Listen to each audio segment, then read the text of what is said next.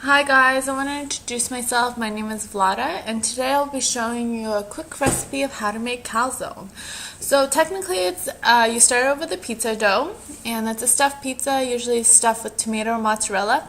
But today we'll be making it with whatever I find in the fridge, and I'll give you tips on how to make, make a similar one with whatever you find in your fridge.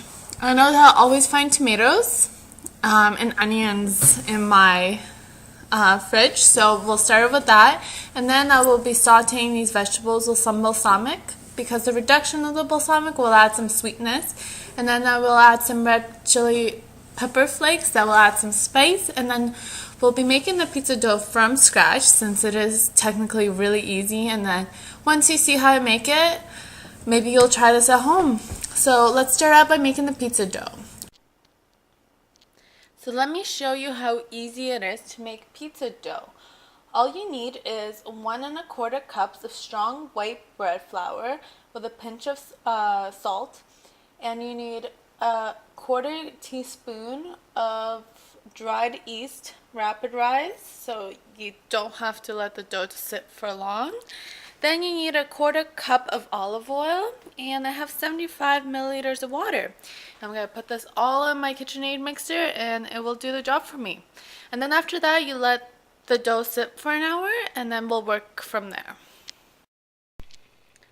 So while my mixer is doing all the work for me, kneading the dough for about 10, I do a little longer, 10 to 15 minutes, I took out what I have found in my fridge. So the main ingredients are the onions, and I wanted some tomatoes, but I guess I don't have them, so I'm going to be using some tomato sauce, or you could use salsa. I just need a little bit of the sauce that tomatoes bring. I'm going to use prosciutto just for the smokiness, and I have some spiced Gouda here that I will be shredding on top. Then there's going to be mushrooms, and I have a yellow pepper. The spices I will be using are, there's going to be fennel, oregano, and some fresh rosemary. So here you will see I chopped up two of the large onions, and I used about 4 or 5 mushrooms, 1 pepper, there's some garlic in there, the prosciutto, and the tomato sauce we will use after everything's sauteed. So here's how it looks with the onions, the mushrooms, and the prosciutto. Now I will add my fennel seeds. I will do a good pinch. Same thing with the oregano. About a teaspoon. You can't go wrong with these. Unless so just mix them up. And I love the smell of when you just put them in. Alright, so it's time for the peppers. Don't want to overcook anything. You want it to be just perfect. So here I added a cup of this tomato sauce I had. So once this cooks just a little bit, so once you hear it sizzling, I put it a little higher, the temperature. I will add my balsamic. So I will do a couple splashes. You can't go wrong with balsamic. Alright. So this is a finished look. This took about 10 minutes to do. Prep work, maybe 2.